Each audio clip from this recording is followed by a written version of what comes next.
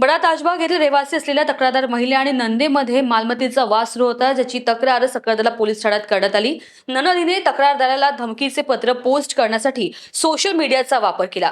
ही post पाहिल्यानंतर समाजात बदनामी होईल आणि नातेवाईकांमध्ये अपमान होईल अशी भीती महिला तक्रारदाराला होती, म्हणून तिने सकरदला पोलीस ठाण्यात तक्रार दाखल केली।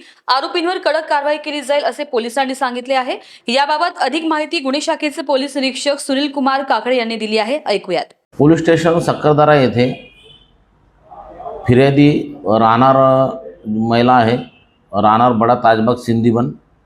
याच्यामधील जे आरोपी आहेत हे फिर्यादीचे सख्खी ननद आहे। ते वहिनी आणि नंदेचा त्यांची त्या प्रॉपर्टी त्याच्यावरून त्यांचा वाद आहे। तर त्याच्यावरून त्याने इंस्टाग्रामवर ते नंदेने यांना हे पाठवले होते धमकीचे मेसेज।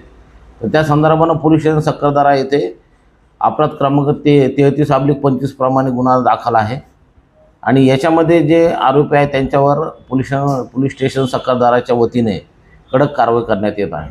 त्या धमकी आहे त्याच्यामध्ये शिवीगाळ केलेली आहे आणि त्याच्यामध्ये त्याने म्हटलेले की देख लुंगी वगैरे, तर शिवीगाळ आणि ते मेसेज आहेत।